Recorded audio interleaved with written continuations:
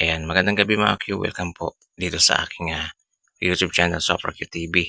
Pasensya na kayo mga Q sa boses ko. Medyo malat na po talaga yung lalamunan ko. Ayan.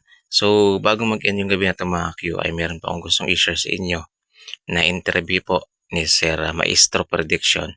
Ayan, sa Bombo Radio. At ngayon po, inibitahan po siya ng Barangay 92.9, Super Radio Kalibo, mga Q, para interviewin din po at magbigay ng spiritual dito po kay Joros Flores. So ngayon mga Q, meron po siyang interview sa Bombo Radio. Ayan, so yan po yung ipaparinig ko sa inyo ngayon mga Q. So audio lang siguro mga Q yung ipaparinig ko sa inyo. Ayan, para hindi tayo magkaroon ng problema sa copyright.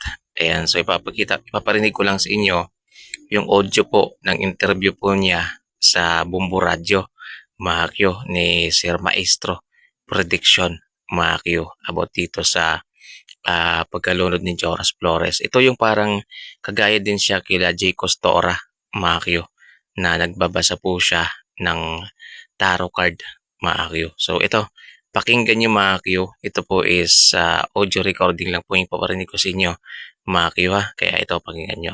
Kasi mayroong untold story. Merong isang bagay, hindi ko sinasabing may foul play, pero may untold story doon sa pangyayari na pinapakita niya na nais niyang iparating na sana para sa katahimikan din niya is ipaalam din sa publiko. Kaya rin nagkakaroon ng mga batikos ng tanong yung mga tao na baka may foul play, baka involved sila. Yeah. Pero may isang untold story na hindi ko alam kung bakit hindi mabitawan. Then dito sa may card natin na 2 cards, pinapakita dito sa akin ni Joros na isang babae at isang lalaki ang totoong nakakaalam sa nangyayari.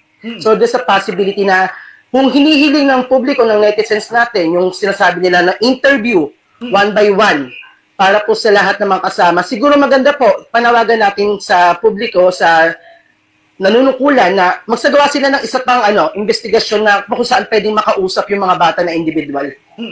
Yung kaklase niya, yung mga bata sis, nagbigay na ng statement talagang purely na nalunod. Pero ito po, parang magbibigay ito ng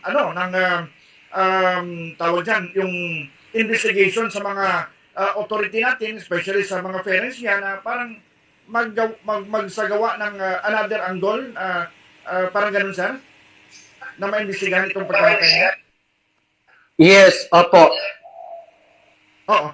So, yung another angle, sir, ano po yung nakikita nyo dyan? Yung babae at isang lalaki na parang yun ang nakakaalam. Ayan mga Q, narinig niyo po yung interview po ng Bombo Radio dito po kay Maestro Prediction, mga Q. At base nga sa kanya mga Q ay humihiling siya ng another investigation pa dito po sa mga bata, sa mga kasama ni Joros nung nalunod siya. At yung gusto niya mga Q, kausapin individual yung mga bata kasi meron daw mga Q untold story, mga Q. Ayan, abangan natin yan. At oo nga naman, kailangan dapat isa-isahin muna yung mga bata, yung mga naging kasama niya. Ayan, tanungin talaga ng mabuti. Kanina nga sa comment section, sa post natin doon sa mga bata na in-interview sila, may nag-comment na para daw may mali.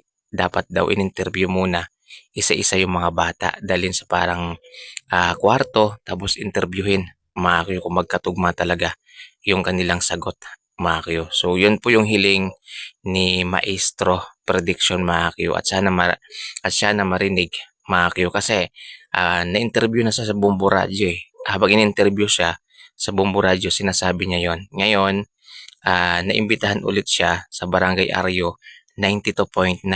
Ayan, DY Aryo Kalibo.